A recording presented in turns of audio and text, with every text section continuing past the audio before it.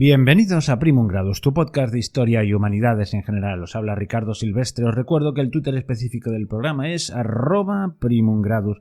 Estamos en iVoox, en Spotify, en la radio de la historia.com, en Apple Podcast y podéis comunicaros a través de, por ejemplo, del correo electrónico primumgradus@gmail.com y por supuesto tenemos una página web primumgradus.net. Bueno, y dicho esto, pues vamos con la segunda parte de Catalina II de Rusia, Catalina la Grande. En el anterior capítulo la dejamos, accediendo al poder después de deshacerse del inútil de su marido, y ahora vamos a ver las vicisitudes de su reinado. Es un programa que mientras lo hacía, pues me iba quedando asombrado de la cantidad de personajes secundarios que por sí mismos merecen un programa. Pues desde el rebelde Pugachov hasta los hermanos Orlov, Potemkin. En fin, que yo puedo entender de que a alguno le sepa a poco no saber más de determinados personajes que aquí voy citando, pero es que si no, no acabábamos nunca. Posiblemente con el tiempo haré programas especiales dedicados a estos personajes. Pero no perdamos más el tiempo y empezamos ya.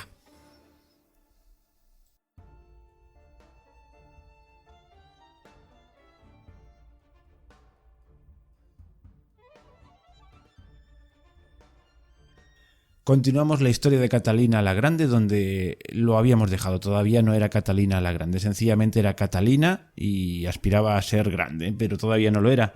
Había acabado de llegar al poder en 1762 gracias a un golpe de estado bastante incruento, porque se presentó con la guardia de palacio y su pusilánime esposo pues no opuso gran resistencia. Más bien se suplicó clemencia y un exilio dorado, que le fue denegado, y luego murió oportunamente. Ya vimos las circunstancias. Seguramente fue asesinado por uno de los hermanos Orlov, de los que hablaremos más adelante.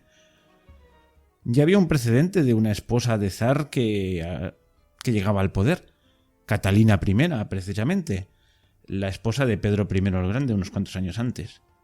Y la legitimidad fue posible gracias a la elección unánime de la nación, dicho con palabras grandilocuentes de la época. ¿Y eso qué significaba? Bueno, pues que los poderes fácticos, o la mayoría de ellos, nunca hay unanimidad, habían llegado a la conclusión de que era el mal menor. Lo mismo pasaba con Catalina.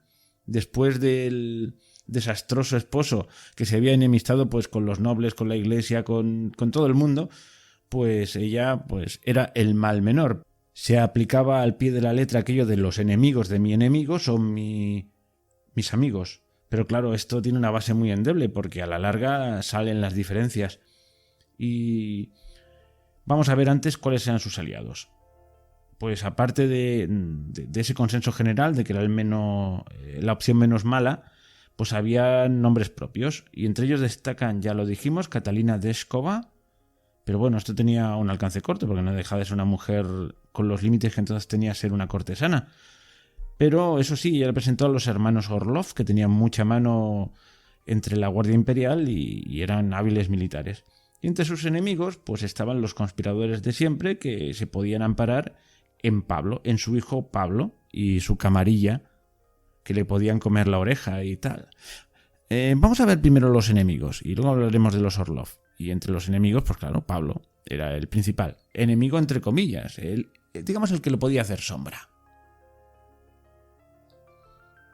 Recordamos que Pablo, el futuro Pablo I, el gran duque Pablo en aquel entonces, nació durante el reinado de Isabel I, el 1 de octubre de 1754. Por lo tanto tendría 8 o 9 años cuando el golpe de estado y acto seguido murió su padre. Los partidarios de la zarina a veces afirmaban muy alegremente que Pedro III era estéril. Así que blanco y en botella, no era hijo de Pedro III, posiblemente de Saltykov. Bueno, esta historia no se ha aclarado nunca y no había pruebas de ADN, así que estaremos siempre en la incertidumbre. No se mostró muy vigoroso en su vida amorosa Pedro III, pero gente como él de vez en cuando responde en estos asuntos y, desde luego, el chico se le parecía mucho en lo físico y en lo mental. En el próximo episodio, que trataré sobre lo que ocurrió después de Catalina, pues me extenderé más pormenorizadamente en Pablo. Pero yo creo que hay que decir 4 cosillas de él para que se vea cuál era el ambiente donde tenía que lidiar Catalina. Ya os digo, voy partiendo los personajes, voy partiendo los hechos para explicar mejor las cosas. Pensad que ella los vivía todos simultáneamente y entremezclados, como es la vida real. Bueno, de niño se le consideró inteligente por muchos y hermoso hasta que vino un ataque de tifus, sufrió un ataque de tifus en 1771 y se volvió un tipo más bien feucho. En esto casi vida paralela con su padre. ¿Os acordáis que fue afectado por la viruela y le deformó el rostro también? Y tiene una aura dramática, es como una especie de Hamlet a la rusa. Bueno, yo presupongo que mis escuchantes son gente culta. Y el argumento de Hamlet va del príncipe Hamlet de Dinamarca, que se le aparece el fantasma de su padre y le dice que venga de su muerte porque su madre lo ha mandado a asesinar para casarse con su amante. Y bueno, pues justo es que es casi calcado el argumento. Las circunstancias cambian un poco. Y como él se debería debatir entre muchas dudas. Digamos que los primeros años el principito pues se llevaba bien con su madre, pero las relaciones se fueron envenenando paulatinamente. Recordemos, eso sí, que su hijo le fue arrebatado nada más nacer. Isabel, la zarina entonces, se lo arrebató recién nacido de sus propios brazos, de los brazos de Catalina, y decidió que aquel niño no era de su madre, sino del Estado ruso, es decir, de ella. Así que fue educado lejos de su madre, la cual tampoco puso mucho interés, o quizás no pudo, en su educación ni en su crianza. Digamos que madre e hijo vivieron vidas paralelas. Y ya digo, no se sabe a ciencia cierta quién fue su padre, pero hay cosas que abonan que fue efectivamente Pedro III, porque pronto mostró las mismas debilidades de carácter que su padre. O sea, era un tipo más bien, pues eso, indeciso, débil y bueno, y un poco haragán. Y además, quizás por rechazo a su madre, pues empezó a tener las mismas aficiones filoprusianas que su progenitor. Vamos, que no hacía mucho para caer bien en la corte, no tenía muchas luces, eso es evidente. Pero eso sí tuvo dos... Bueno, su madre lo casó, en esto siguió la estela de Isabel. Digamos que de Isabel aprendió mucho, aunque me imagino que le guardaría unas cuantas, porque no la trató del todo bien, pero desde luego aprendió el arte de gobernar. Y le procuró esposas y tuvo 2 nietecitos, Alejandro y Constantín, en los que sí que volcó su ternura, sobre todo con Alejandro, el mayor y su favorito. Ella tenía pensado que ese sería su heredero, saltándose a su padre, a Pablo, porque ella lo consideraba incapaz. Lo consideraba la repetición de su antiguo marido al que tanto odiaba. Bueno, esto lo he dicho para que veamos cuál era la situación de fondo que se vivía en Palacio. Pero hay que decir que Pablo nunca fue un rival serio para Catalina. Otra cosa es que le tuviese ganas y odio a su propia madre, como algunos dicen, pero vamos, nunca pudo hacer nada. Ya hablaremos más por extenso de Pablo y de su hijo Alejandro y todas estas cosas en el próximo capítulo, pero ahí queda. Bueno, y no es un enemigo propiamente dicho, porque yo creo que aquel muchacho no tenía capacidad de ser enemigo de nadie, pero ¿os acordáis que todavía queda Iván VI por ahí en una prisión oculta? Vamos a hablar un poquito de Iván VI, os voy a refrescar la memoria, porque es otra espada de Damocles que pendía sobre el poder de Catalina. Volvamos para atrás, ya sé que esto puede ser un poco costoso. Iván VI era bisnieto de Iván V. ¿Quién era Iván V? Pues Iván V era aquel medio hermano de Pedro I el Grande que compartió con él el trono. Hubo un momento en que hubieron 2 cozares y se llevaban bien. Desde luego Pedro era un tipo de carácter bien determinado. Iván V era un pobrecito tullido, pero era buena persona y además tuvo la prudencia de morirse a tiempo. En fin, bueno, no vamos a narrar toda la epopeya de la descendencia de Iván V, sencillamente decir que este Iván VI fue elegido como sucesor por Ana I porque Por eso, porque no tenía descendencia propia y había que asegurarse en el poder. Era su tía abuela y los poquitos meses de reinar, pues Isabel I lo derroca en un golpe de estado palaciego y lo recluye en una prisión más o menos dorada, pero una prisión. Hace desaparecer el niño, borra hasta su memoria, pero él ahí sigue prisionero. Si antes hemos visto que Pablo tenía un paralelo con Hamlet, pues este podía ser el preso de la máscara de hierro, ¿os acordáis? Pero no voy a seguir con los paralelismos literarios, sencillamente recordaros que cuando fue derrocado pues tenía un añito de edad, o sea que todos los hechos que aquí estamos narrando ocurrieron en su infancia, en su adolescencia y en su juventud. Bueno, no llegó a los 30 años, ya os lo adelanto. Hay que comprender que un niño encarcelado desde su más su tiernísima infancia, aislado del mundo y sin una educación pues clara y concertada, pues era un ser muy poco peligroso para la estabilidad por sí mismo, pero siempre podía ser, pues eso, la excusa para los conspiradores.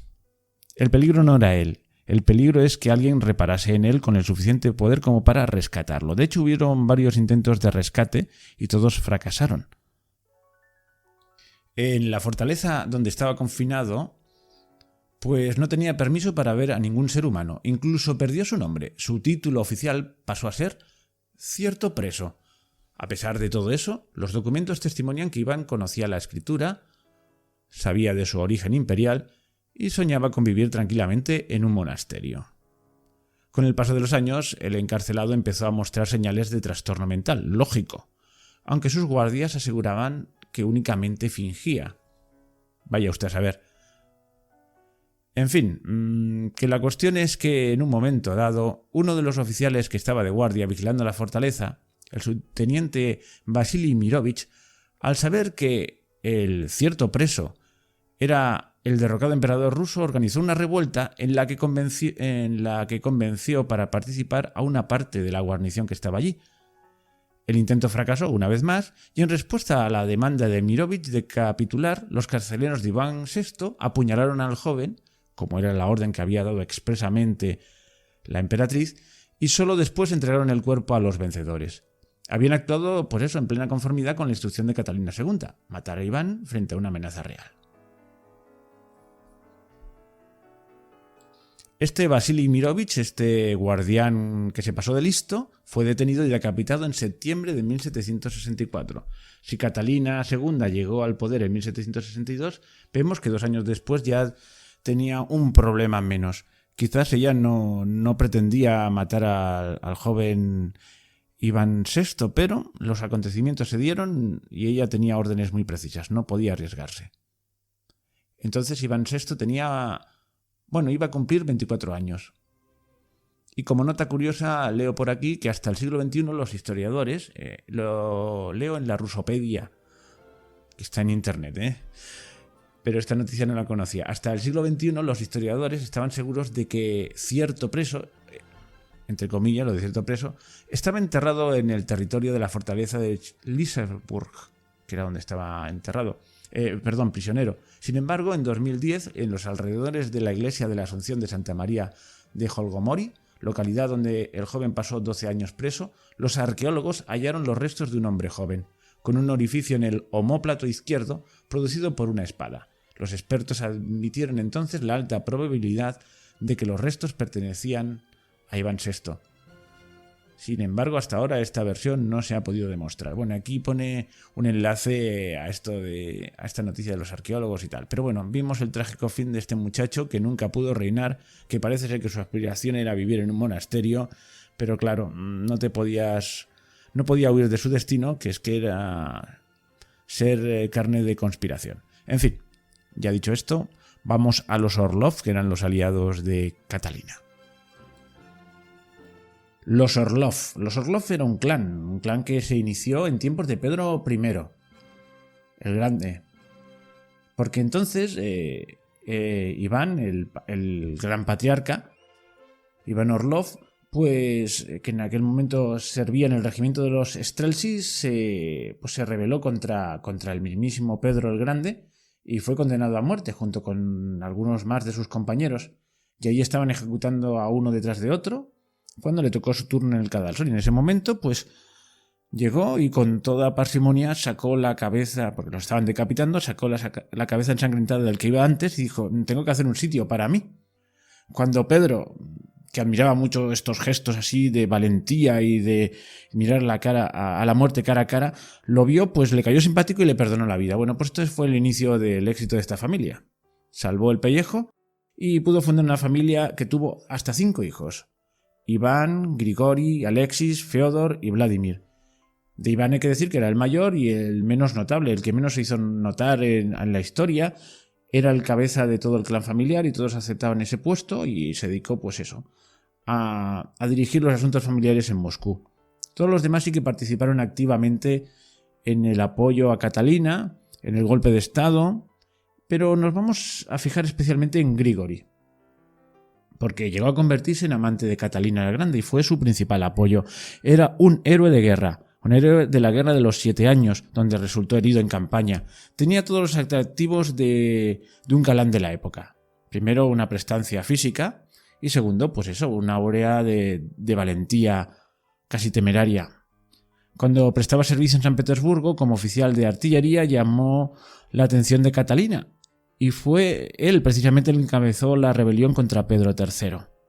Uno de sus hermanos fue el que consiguió que tuviese un trágico accidente Pedro III, el oportuno accidente del que ya hemos hablado, pero él era el que estaba más cerca de Catalina y fue recompensado. Se le nombró conde, un nuevo título que venía de la época de Pedro el Grande. Sabéis que introdujo los títulos nobiliarios de Europa. Quería europizar, fue el primer intento serio de europizar Rusia. Catalina lo continuaría. Y fue tan íntimo de la zarina que incluso tuvo 2 hijos con ella.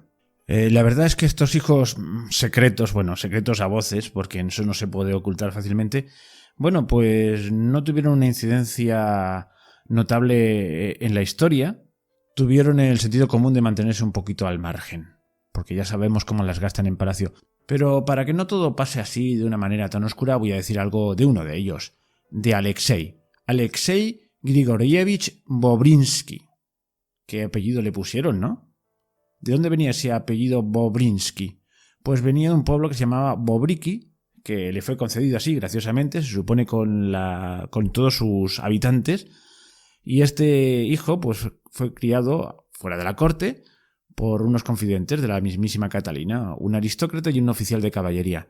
La cuestión es que la emperatriz albergó esperanzas de apoyarse en su hijo, pero creció rodeado de demasiada molicie, por decirlo de una manera, y creció irresponsable, superficial y caprichoso, y además un gran malgastador.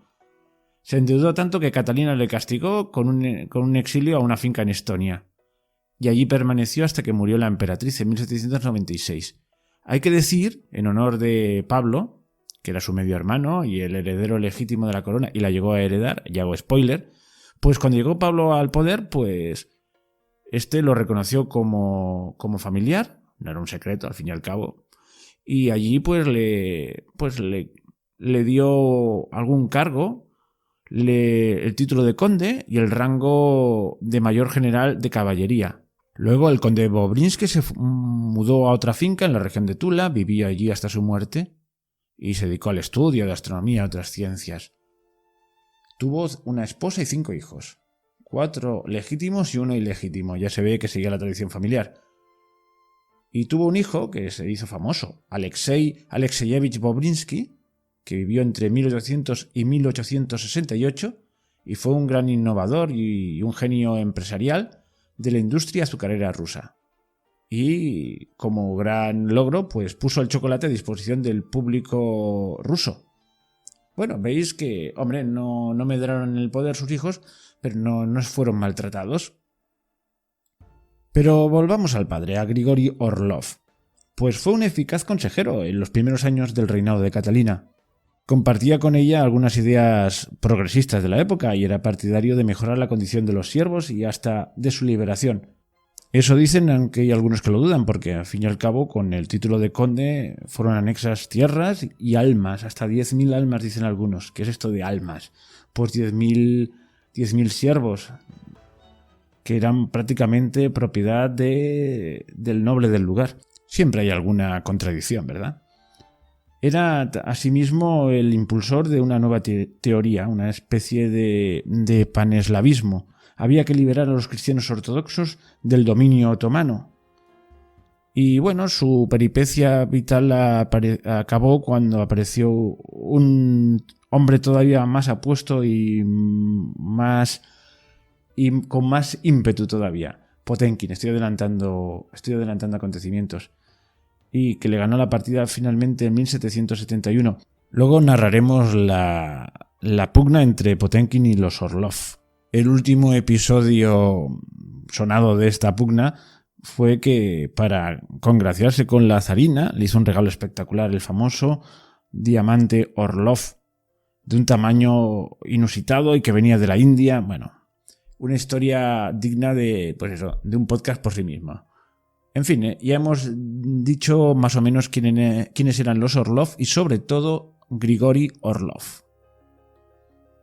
Volvamos ahora a la propia Catalina sabiendo a quién tenía al lado y en quién se apoyaba. Catalina había asumido plenamente los ideales de la Ilustración, impulsó el avance de las ciencias y adoptó novedades para impulsar la agricultura y la industria. Pretendía reformar las leyes para hacer avanzar el progreso, pero había una cosa que podríamos llamar la realpolitik, la dura realidad, que frenó sus ansias de renovación social. Liberar a los siervos suponía enemistarse con la clase noble terrateniente, que era la que le sostenía en el trono. Y esto se agravó especialmente después de una revuelta, de la revuelta de Yemelyan Pugachov. Y ahora, otro paréntesis, y vamos a hablar del rebelde.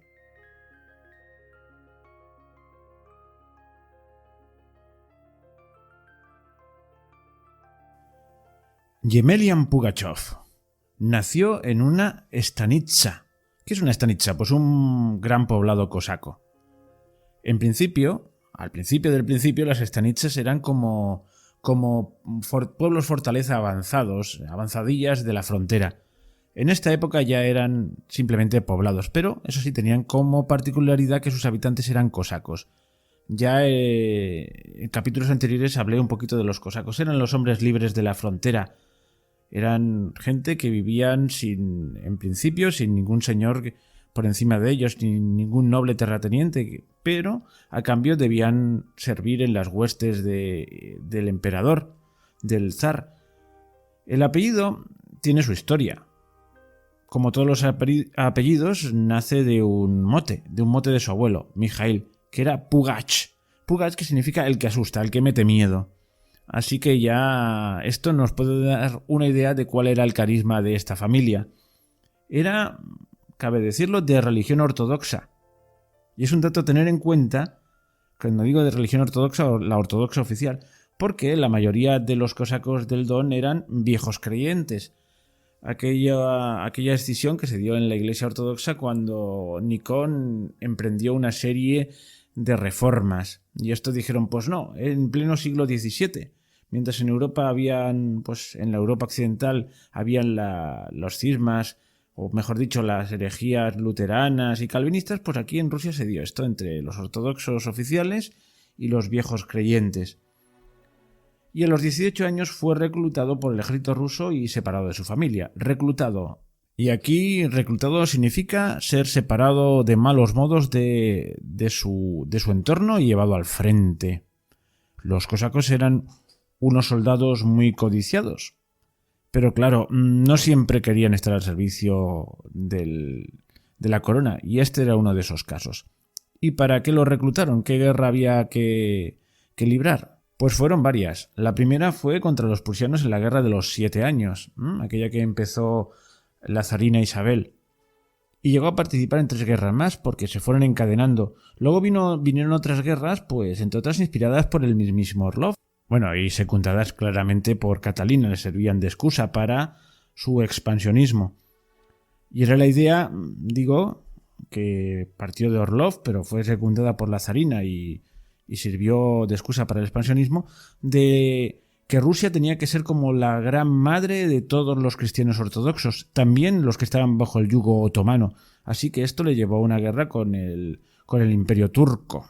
Y es que, vamos, abro un paréntesis, he dicho antes que Catalina pretendía ser la perfecta monarca ilustrada de la época, y entonces pues tenía que cambiar las leyes, tenía que fomentar las ciencias y el conocimiento, pero también debía, para ser un buen monarca ilustrado, expandir su reino.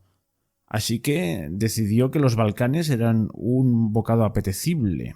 Pero todas aquellas guerras de expansión pues beneficiaban pues eso, a la realeza, que ganaba prestigio en Europa, y a la clase noble y militar que recibía luego prebendas, también en formas de nuevas tierras, nuevas conquistas, nuevas tierras para repartir con los nobles y ganarse su favor y asentarse mejor en el poder. Pero claro, el pueblo bajo, que era el que nutría a los ejércitos a la fuerza, pues no estaba muy contento. Y entre los que no estaban muy contentos eran estos cosacos, entre los que se encontraba el mismísimo Pugachev, que pronto ganó prestigio y honores por su valor en el frente, pero seguía sintiendo la injusticia a la que había sido sometido. Las aldeas, en este caso de los cosacos, donde se reclutaba la fuerza a los jóvenes, significaba dejar a muchas familias sin el cabeza de familia, el que aportaba la mayor parte del trabajo. Y Pugachev, aunque tenía 18 años, ya tenía hijos. Además, estas guerras se tenían que sostener con dinero que muchas veces salían de los impuestos abusivos. Así que el clima que había entre aquellas aldeas pues era un poco de sentirse presas de una injusticia que venía de muy lejos. Pensemos que la extensión de Rusia, bueno, no tiene parangón con ningún país europeo de la época. Y si, no sé, yo pienso en mi propio país, España. En aquella época prácticamente cada región estaba incomunicada y las comunicaciones, pues yo qué sé, pongamos entre Barcelona y Madrid, esos 600 kilómetros, pues suponían varias semanas de viaje. Imaginaos en Rusia. El poder se sentía muy lejano y no se reconocía, y encima te machacaban a impuestos y se llevaban a tus hijos para la guerra. El descontento era palmario. Y para colmo, la disciplina se imponía en el ejército a golpe de látigo. Y bien que lo sabía Pugachev, porque las primeras heridas de guerra no fueron en el frente, sino de manos de un oficial que le mandó a azotar por una negligencia. Encima tenía vedado el ascenso en el ejército, porque al fin y al cabo, aunque Pedro el Grande intentó que fuese de otra manera, los puestos de oficiales estaban reservados para la gente que venía de buena familia. Total, que un día Pugachev decidió que había que desertar. Ya estaba harto de luchar en una guerra que ni le iba ni le venía y que simplemente engrandecía a la aristocracia y a la emperatriz, pero que mermaba las fuerzas de su pueblo. Y cuando llegó a su pueblo, que encontró un descontento general. Estaban a puntito para la rebelión, pero faltaba un líder, y ese líder fue el propio Yamelian Pugachev. Y acudió a un expediente muy típicamente ruso: decir que era el verdadero y legítimo zar. Pedro III ya llevaba 10 años asesinado, pero no importaba, nadie lo había visto. Las extensiones tan grandes de Rusia pues hacían que pues nadie lo conocía realmente. No podían decir, pues no es porque yo lo he visto. Da lo mismo. Muchos seguramente no lo creían, pero ya les iba bien. Lo que querían era rebelarse contra aquella usurpadora extranjera, Catalina, la cruel, la que les llevaba a la guerra y les inflaba impuestos. Además, este sistema no era nuevo, no se lo había inventado Yemelian Pugachev. ¿Os acordáis de los falsos Dimitris de la época oscura de Rusia? Que pululaban por doquier, todo el mundo se proclamaba zar y que era el auténtico zar, que había sobrevivido, etcétera, etcétera. O sea que no venía de nuevo. Este movimiento, si cabe, tenía una carga más revolucionaria, más social, de reivindicación de los pobres. Empezó en la cuenca del Don, como una rebelión más. Eran frecuentes en aquella época. Unos cientos de cosacos se le unieron. El foco de atención de los militares y de la corte estaba en el frente turco, no allí en las alejadas tierras de más allá de los Urales y bueno. Pero no era un movimiento más, este fue un movimiento uniformemente acelerado que fue tomando cuerpo poco a poco. Era el momento exacto con el líder exacto. Se dio esa conjunción. Los cosacos habían empeorado su situación social, habían pasado a un segundo plano y por supuesto estaba detrás el resto de la población pues totalmente sometida a la condición servil. Eran prácticamente una mercancía en manos de sus amos terratenientes. Las zonas de Astracán y Oremburgo fueron las primeras zonas donde cuajó esta rebelión y se le unieron pues todo tipo de gente, incluso clérigos, tanto ortodoxos como protestantes, como luteranos, también campesinos, lógicamente, campesinos rusos, reducidos a las servidumbres, que es prácticamente equivalente a la esclavitud, no tenían nada que perder. También se unieron diversas minorías étnicas, como turcómanos, bueno, todos grupos descontentos, y que recibían promesas constantemente de su líder. Eran lo que hoy llamaríamos un líder populista, pero era lógico, prometía pues liberar a los siervos, prometía tierras, prometía riquezas y prometía los despojos de los grandes terratenientes, prometía algo inmediato, el botín. Tuvo un gran éxito en los primeros enfrentamientos. ¿Por qué? Porque aquella zona era, una zona alejada del poder central y habían pequeños regimientos, pequeñas guarniciones que no pudieron oponerse a esta sublevación. Aquellas regiones perdidas pues estaban muy lejos del frente principal, que ya he dicho que era el frente turco. Así que obtuvieron sus primeras victorias, para ellos espectaculares. Pugachev creaba una especie de gobierno por aquel entonces alternativo al que tenía Catalina, prácticamente replicando todos los cargos, pero en una especie de parodia, con su camarilla de gente bastante bárbara. Esto ya ha hecho varios parangones entre situaciones históricas, pues aquí cabría hacer el parangón, pues no sé, con Espartaco. Pues igual que Espartaco, pues tampoco era un líder romántico que amase la libertad. Realmente más bien era un líder que amaba la revancha y lo que prometía era, pues eso, venganza. A medida que avanzaba se desataba la violencia contra los terratenientes y sus familias. Los ejecutaban sobre la marcha, violaban a las hijas y también las mataban y se quedaban con se repartían entre los mandos pues sus pertenencias y a los soldados les dejaban el pillaje de las aldeas. Digamos que iban sembrando el terror. En un momento dado llegan a tomar Samara, una ciudad que les hace que lleguen a controlar toda la zona que hay entre los Urales y el Volga. Y aquí ya empieza a cundir la alarma y llega a la corte de Catalina. Para entonces ya había reunido cerca de 30.000 hombres y se dirige a la ciudad de Kazán.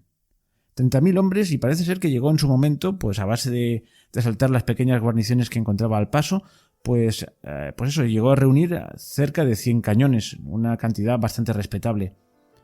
Y allí se dirige con sus 30.000 hombres hacia Kazán.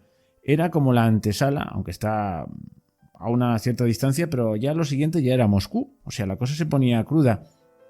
Pues se dirige a esta ciudad de Kazán, que era clave. Y la ciudad pues cae en sus manos, pero las tropas leales y los nobles se refugian en la ciudadela amurallada del centro, que consigue repeler una y otra vez los ataques de esta turba de rebeldes, hasta que llega el ejército de refuerzo que viene mandado de San Petersburgo y son dispersados. Y este es el principio del fin de la rebelión de Pugachev. Su ejército se divide en varios grupos y se dispersa. Y él pues emprende la huida también hacia el Don, hacia su patria, porque ya se la ve venir. Se da cuenta de que tiene poco que hacer. Mientras tanto, se firma el Tratado de Paz con el Imperio Otomano, y entonces ya quedan muchas más tropas libres para perseguirle. Así que pues sigue cosechando derrota tras derrota, su ejército cada vez más dividido y él cada vez más temeroso de una traición, porque además la zarina le pone precio a su cabeza, 10.000 rublos de plata. Ella sabe muy bien que los que le siguen pues no son precisamente unos idealistas, en el fondo son unos desarrapados que quieren salir de la miseria. Eso cree ella y creo que creía bien. porque lo acaban traicionando sus propios hombres para recibir la preciada recompensa. Y lo llevan en un carro prisión, tirado por bueyes hasta Moscú para ser juzgado por un tribunal especial. Bueno, la sentencia ya estaba dada. Catalina, pues encantada del asunto, pero eso sí, decretó que por favor no le diesen muerte como estaba previsto, la muerte destinada a los traidores, que era especialmente cruel, se le sacaban las tripas en vida, y una cosa bastante cruel y desagradable. Y ella dijo no, que vamos a ser misericordiosos, que le maten rápido, que le corten la cabeza. Y así fue.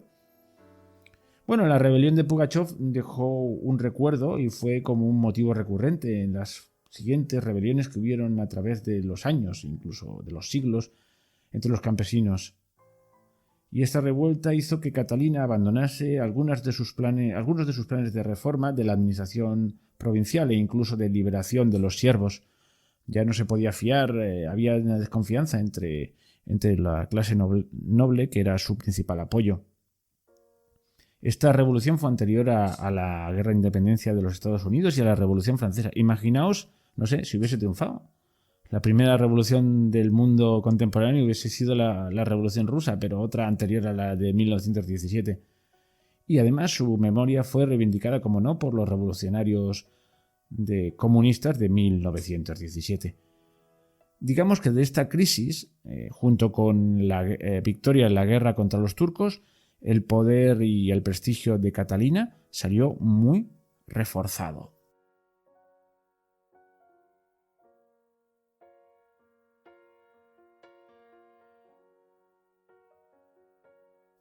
Y mientras hablábamos de la rebelión de Pugachov, pues hemos dicho así como de pasada que coincidió en el tiempo, en buena medida, con otra guerra, una guerra, digamos, que había emprendido Catalina con afán de ganar prestigio ante Europa, porque una buena soberana debía, según los estándares de la época, aumentar el territorio de su país y ganar guerras y demostrar ahí su superioridad. Y es la guerra ruso-turca, la primera, la que tuvo lugar entre 1768 y 1774. Y todo empezó en Polonia. ¿Por qué? Porque los nobles, o un grupo de nobles, se rebelaron contra Stanislao Poniatowski, Stanislao II de Polonia. Sí. Lo nombré en el primer programa de Catalina. Fue uno de sus amantes. Y cabe comprender, pues, que un señor que estaba tan estrechamente unido a Catalina, pues, en el fondo, como supondréis, pues era un títere. Estos nobles, pues lo que querían era la independencia real de la República de las dos naciones, Polonia y Lituania, que estaban entonces unidas y eran un país de un gran tamaño territorial, pero de poco peso específico en lo político y en lo militar. Había caído en decadencia. Estos nobles se juntaron en la Confederación de Bar. Toma el nombre de la fortaleza de Bar donde se reunían. ¿Y qué acciones tomaban? Pues atacaban a las tropas rusas que se habían desplegado en el territorio para apoyar a Stanislao II, y cuando hacían su golpe de mano, pues huían a países vecinos para evitar represalias. En 1768 un grupo de cosacos al servicio de Rusia pues persiguió a uno de estos grupos hasta la ciudad de Balta, que actualmente es Ucrania, pero que entonces formaba parte del Kanato de Crimea, que era un estado vasallo del sultán otomano. Y desde el Kanato pues piden ayuda a Mustafa III de Constantinopla, su señor. Este es el casus belli. El Imperio Otomano declara la guerra al Imperio Ruso el 25 de septiembre de 1768. Y además firma un pacto con los rebeldes polacos. La guerra está servida. Rusia se mueve y, entre otras cosas, pues firma un acuerdo con Gran Bretaña para tener acceso libre al Mediterráneo y además consigue asesores navales. Y luego veremos que esto tiene su importancia. Bueno, la guerra fue relativamente fácil para Turquía. Obtiene victoria tras victoria. Al frente está el general Suvorov, el general invencible, porque nunca perdió una batalla, y fue uno de las mentes militares más preclaras de la época. El gran héroe de esta guerra. No lo conocía, lo he conocido a raíz de preparar este programa. Su nombre era Alexander Vasilyevich Suvorov. y escribió un manual que se titulaba La ciencia de la victoria, muy famoso en su época, y tenía un lema: entrenar duro, luchar calmado. Pues me he entretenido un poquito en la biografía de este señor y es apasionante. Desde luego en un programa de historia militar tiene cabida. Lo que pasa es que no se metió en política como los Orlov y otros, o sea que fue un eficiente militar y a eso dedicó su vida, no a medrar en la política. Quizás por eso es menos conocido. Pero solo os digo una cosa, llegó a ser príncipe de Italia. ¿Y cómo lo consiguió? Bueno, pues después de tener muchos éxitos, éxito tras éxito, ya os digo, no perdió una sola batalla, pues en tiempos de Pablo I, que sucedió a Catalina, su madre, pues criticó algunas de sus medidas y fue condenado al ostracismo. Pero el mismo Pablo le mandó a combatir a Italia contra las tropas revolucionarias francesas y ahí obtuvo algunos éxitos importantes y por eso fue príncipe de Italia. Bueno, si os interesa la historia militar, yo creo que este es un hombre digno de ser mencionado. Y otro que también ganó laureles fue el almirante Orlov. Sí, era uno de los hermanos de Grigori. ¿Por qué? Os he dicho antes que Rusia hizo un tratado con Gran Bretaña y de esta manera podía entrar en el Mediterráneo. Pero dices, vamos a ver, Rusia no tenía entrada en el Mediterráneo, efectivamente. No tenía puertos en el Mediterráneo, pero sí en el Báltico. Y Orlov lo que hizo fue organizar la flota del Atlántico, del Báltico, y dar la vuelta a toda Europa, meterse por el estrecho de Gibraltar y en la famosa batalla de Chesme, pues saltar sobre los turcos que no lo esperaban. Allí, con un ingenioso sistema de barcos cargados de bombas, pues consiguió una victoria aplastante sobre la flota turca, que no se le esperaba que les atacasen allí los rusos en el Mediterráneo. Bueno, esto hizo ganar prestigio a los Orlov, más del que ya tenían. Pero ahora vamos a ver cuál fue el resultado de esta guerra.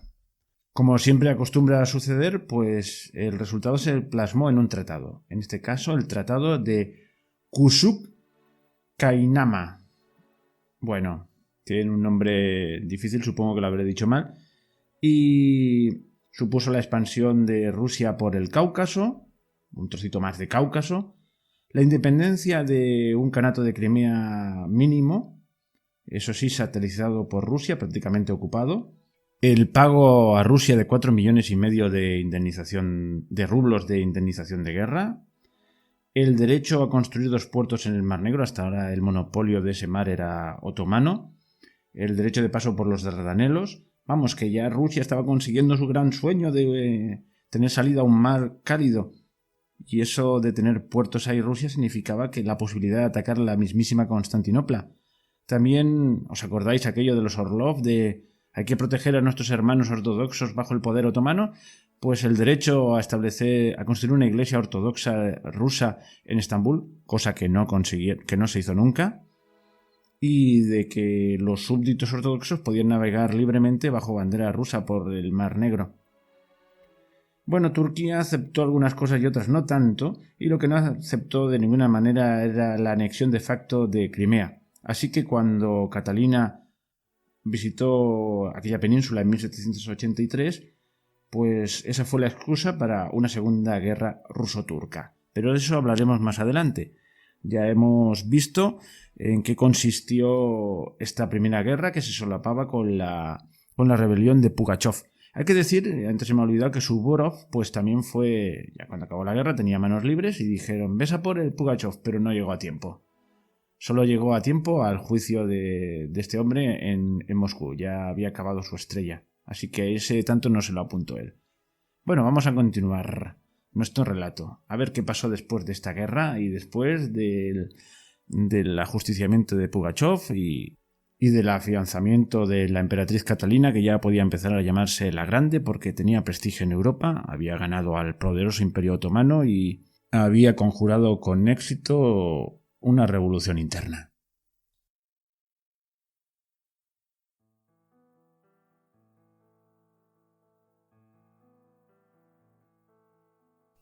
Vamos a echarle un vistazo a la cuestión polaca.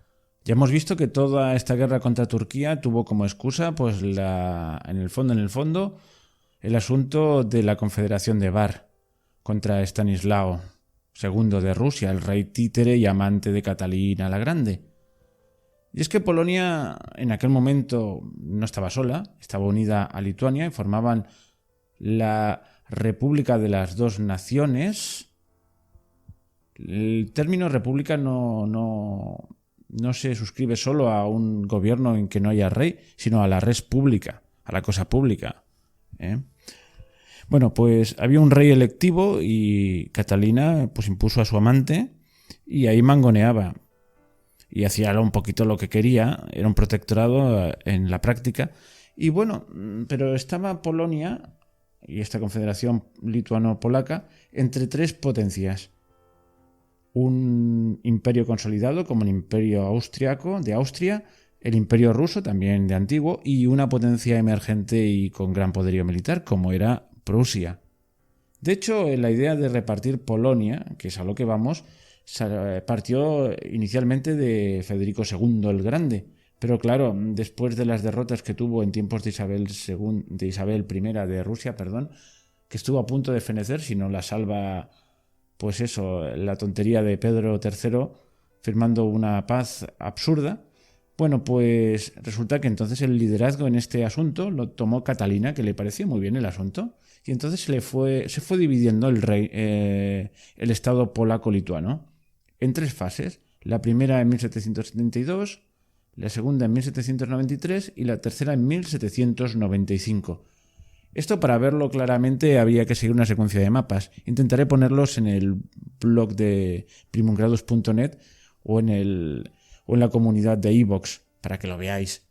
Y es un asunto interesante en sí mismo. Las tres reparticiones de Polonia, hasta que desapareció totalmente del mapa, ya dejó de existir como estado independiente. Cada vez le iba dando un bocadito. Un trocito para Prusia, otro trozo para Austria y un trozo mayor para Rusia, en tres veces. Siempre quedaba un trozo en medio que era independiente y siempre estaba Stanislao ahí que no sabía muy bien qué hacer. Primero apoyaba a los elementos más progresistas, luego a los más absolutistas y sabía siempre que el trono se lo debía a Catalina. Bueno, acabó este rey, el último rey polaco independiente, pues exiliado en San Petersburgo. Esta es la triste historia del final de la Polonia independiente. Bueno, volvería a ser independiente en 1918, pero esto es otra historia. Oye, y si os parece, vamos a ver a la Segunda Guerra Ruso-Turca y así acabamos ya este apartado de guerras y pasamos a otras cosas interesantes. Además, en esa guerra ruso-turca segunda, pues aparece, bueno, ya había aparecido antes, pero aparece con fuerza un personaje interesante. Un tal Potemkin. Vamos a ello.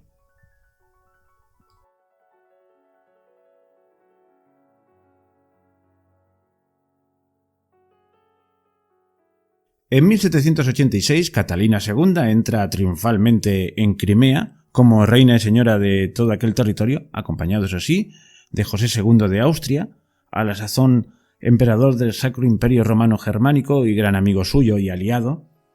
Bueno, esto era una ofensa en toda línea al Imperio Otomano. Pero, previamente ya se habían estado acusando ambas potencias, Rusia y el Imperio Otomano, de no haber cumplido el tratado anterior de paz, aquel del nombre tan complicado con el que concluyó la primera guerra ruso-turca. Total, que se fue calentando el ambiente y en 1788 pues se declaró oficialmente la guerra. Turquía no había preparado bien la guerra y sus ejércitos no estaban pues adecuadamente formados, eran levantiscos. Total, aquello fue un pequeño desastre, por lo menos frente a los rusos.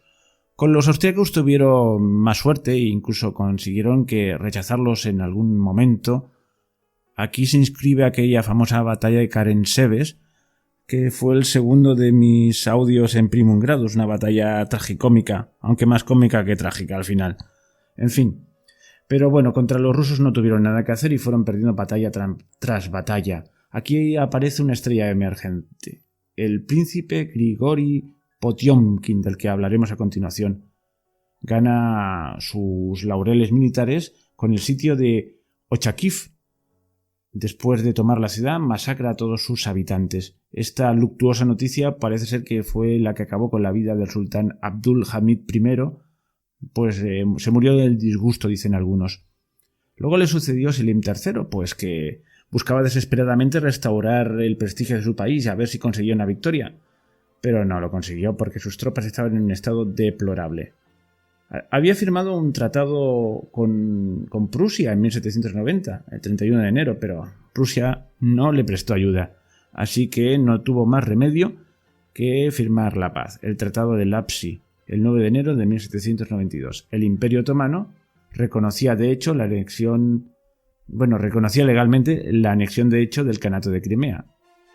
Cedió Yedisan a Rusia, el Dniester, que es este río que hay al norte de lo que es Rumanía, pues pasa a ser la frontera europea entre Rusia y el Imperio Otomano, y la frontera asiática en el río Kubán permaneció intacta. Bueno, pues ya hemos acabado este capítulo de las guerras ruso-turcas. Ahora, si os parece, vamos a hablar un poquito de Grigori Potiomkin.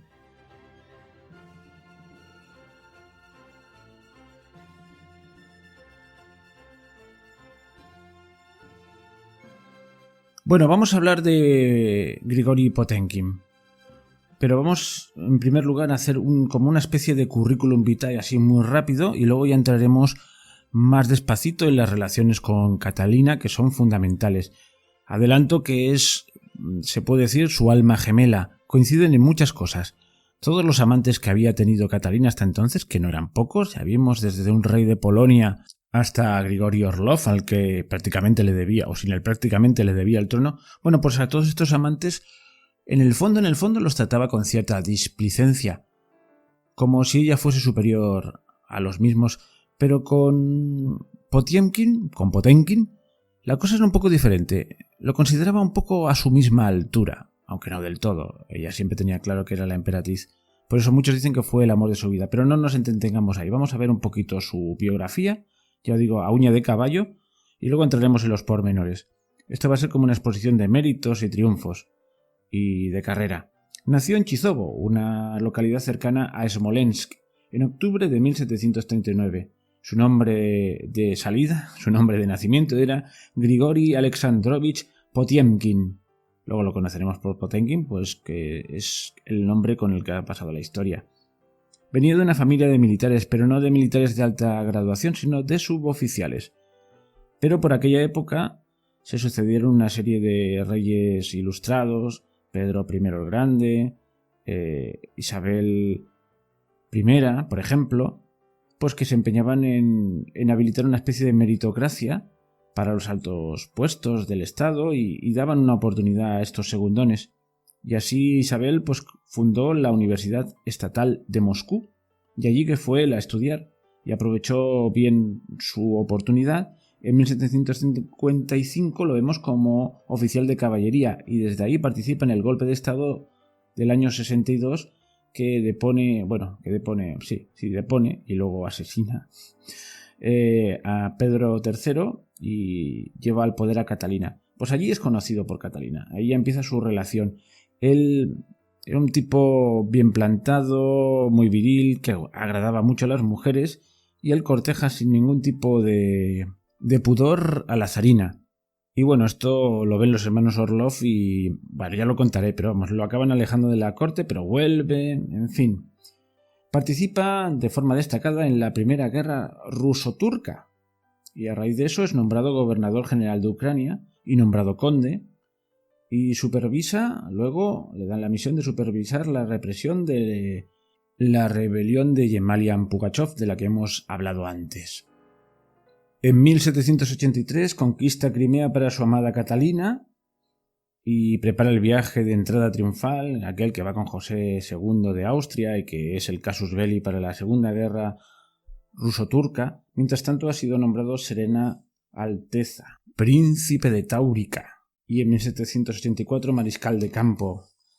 Crea la flota imperial rusa del Mar Negro y funda una serie de ciudades y puertos para afianzar el poder ruso en las tierras recientemente conquistadas a los turcos. Así están las ciudades de Jersón, Nikolayev, Sebastopol y Yekaterinoslav.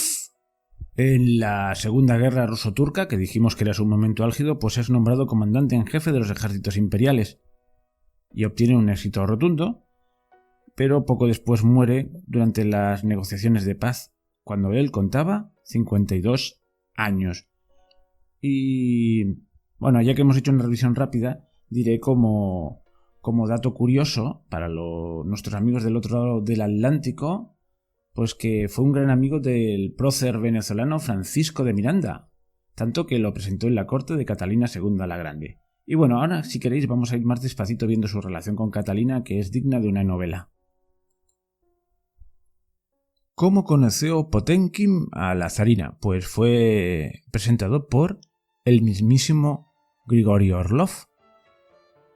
Y desde el primer momento, pues este apuesto soldado deslumbró a Catalina, no solo por ser un hombre varonil y atractivo, sino por su extensa cultura. Ya os dije que pasó por la universidad, sabía griego, sabía teología, había estudiado la cultura de muchos de los pueblos indígenas que se habían unido al Imperio ruso. Era un consejero hábil y otras... Bueno, esto ya entramos en la frivolidad y otras cosas más... Una especial dotación para determinados asuntos amorosos. Así que poco a poco Potemkin fue haciéndose un sitio al lado de la zarina y Orlov lo vio con muy malos ojos. Vaya uno le he presentado. Digamos que no era un amante más con el que irse a la cama, tenía varios, con reconocidos entre 5 y 6, incluyendo a Orlov y aquel rey polaco que ya os hablé. Pues eso, no solo era un amante más para estos asuntos, sino que además había una especie de feeling especial, digamos intelectual y de conversación, y tenían ambiciones y pensamientos muy confluyentes. Pronto fue su favorito, aunque por en medio tuvo que aguantar la envidia de los Orlov. De hecho estaba tuerto y parece ser que el ojo lo perdió porque una vez Grigori Orlov y su hermano Nikolai pues lo invitaron a una partida de billar que fue una encerrona. Una encerrona porque acabó en una paliza brutal en la que perdió el ojo y le dijeron: mira, deja a nuestra emperatriz en paz y lárgate de aquí. Y se fue de la corte, luego fue llamado otra vez. Poco a poco, pues eso, fue consiguiendo títulos y ser el favorito y el consejero de Catalina. Y fue su seguro consejero, pues, en la militar y en política exterior. Bueno, yo creo que ya va siendo hora de acabar este audio haciendo un pequeño balance de lo que supuso el reinado de Catalina. Pues la introducción de las ideas de la Ilustración hasta donde ella pudo, porque se topaba siempre con el impedimento de un sistema feudal muy arraigado del cual no podía prescindir, es decir, no podía liberar a los siervos ni acabar con el sistema totalmente, porque al fin y al cabo los nobles terratenientes eran el sustento de su poder. Y además, si quería seguir avanzando en la conquista de nuevas tierras, que era una cosa necesaria para el prestigio internacional, debía contar también con el apoyo de estos nobles, que al fin y al cabo eran la clase militar. Así que digamos que los siervos no mejoraron su condición, incluso en cierto modo la empeoraron, y sus continuas guerras pues cayeron sobre todo sobre sus espaldas en cuanto a impuestos y en cuanto a carne de cañón. Expandió las fronteras rusas, ya hemos dicho que en Occidente, pues por los Balcanes, enfrentándose al ejército turco, y luego también le dio un bocado importante a Lituania y Polonia, y siguió la expansión oriental. Digamos que incluso llegó a tener relaciones intensas con el emperador de Japón, allí en las lejanas Islas Kuriles y la península de Kamchatka, y también puso un pie en América del Norte a través de Alaska. O sea, un imperio que tenía territorios en 3 continentes, en Europa, en Asia y en América. En fin, la expansión territorial, una de las cosas que se pedía a un gobernante ilustrado de la época, pues dieron sus frutos. Y a pesar de que no pudo hacer todas las reformas que quería en el interior, sí que dio tiempo a hacer algunas reformas, aunque fuesen parciales, en cuanto al gobierno de las distintas provincias. Ya antes dije que antes de la sublevación de Pugachov, pues tenía previstas unas reformas muy a fondo para reorganizar la administración provincial de Rusia y dar mayor libertad a los siervos, pero no pudo ser, porque justo después de esta rebelión era muy difícil, porque había creado un pánico atroz entre las clases nobles y terratenientes. Pero aún así hizo algo. En 1775 dividió Rusia en provincias y distritos según estadísticas de población. A cada provincia se le otorgó una amplia administración, destacamentos de policía y un aparato judicial. Esto era muy importante porque un imperio tan extenso no se podía dirigir fácilmente de una manera excesivamente centralizada. Procuró que los nobles que tenían el mando de estas provincias no tuvieran un tiempo ilimitado, o sea, que el cargo no fuese hereditario. Hacía todo lo posible para limitar su poder dentro de lo que cabe. Luego está el desarrollo de las ciencias y la industria, que hizo lo que pudo, y procuró racionalizar procedimientos de gobierno mediante la modificación de las leyes. Así, en 1767 Catalina creó la Comisión Legislativa, formada por nobles, grandes terratenientes y aristócratas, para codificar de una vez por todas las leyes del Imperio ruso. Se puede decir que tuvo un éxito parcial, no lo consiguió del todo, pero por lo menos hizo que Rusia empezase a entrar ya en la órbita más europea occidental en estos asuntos. Y bueno, ¿cómo murió Catalina? Pues todo apunta que víctima de un derrame cerebral. Y lo digo expresamente porque esto me sirve para desmentir algunos hechos con los que es muy conocida ella, pues ha pasado muchas veces a la historia como una especie de ninfómana coronada. Hombre, coleccionó amantes, pero ya hemos visto sus circunstancias, ¿no? Y desde luego no murió, y ahí quería yo ir, al intentar un ayuntamiento con un caballo. Creo que lo he dicho finamente, o sea, no van por ahí los tiros. Está claro que no murió de eso, es sencillamente una calumnia histórica. Hombre, no era un angelito, no es un ser frágil y delicado al que haya que defender, pero hay que defender la verdad. No murió de esa barbaridad. Y sí, es cierto que por ahí hay un palacio, una sala secreta de un palacio, mejor dicho, con unos muebles con símbolos fálicos y tal. Bueno, sí. Bueno, es que fue una reina atípica. Estamos muy acostumbrados a que si vemos la historia, que los reyes tengan montones de amantes, hijos secretos por ahí, pero claro, en este caso era al revés. Era la reina la que coleccionaba amantes y la que tenía hijos extramatrimoniales. Es un caso atípico en la historia. Ha dejado legados muy concretos y muy importantes. Por ejemplo, el Museo del Hermitage, fruto de su ansia cultural y de recopilar obras de arte de todo el mundo. También en asuntos religiosos también fue importante. Pues se convirtió a la fe ortodoxa, pese a que su padre no le gustaba nada, y digamos que en cierto modo potenció esta fe porque formaba parte de su proyecto nacional, aunque eso no le impidió ser amiga de los grandes librepensadores tipo Voltaire, que eran bastante comecuras. Eso sí, realiza importantes restricciones a los católicos. Le habían entrado muchos católicos en el imperio a raíz de la partición de Polonia. Pero, contradicciones de la historia, pues proporcionó asilo y una base para la reagrupación de la Compañía de Jesús, que había sido expulsada de la mayor parte de Europa occidental allá por el 1773. Bueno, de su vida privada prefiero no hablar porque ya he hablado. Y bueno, murió el 17 de noviembre de 1796. Fue enterrada en la Catedral de San Pedro y San Pablo de San Petersburgo, con una gran solemnidad y pompa entre los nobles a los que tanto favoreció. Y bueno, en el próximo capítulo veremos a su sucesor, a su hijo Pablo, con el que siempre tuvo una relación complicada, y luego vendría su nieto Alejandro, su preferido. En fin, pero eso para el próximo día. Ya os digo, si os ha gustado, poned un me gusta. ¡Hasta pronto!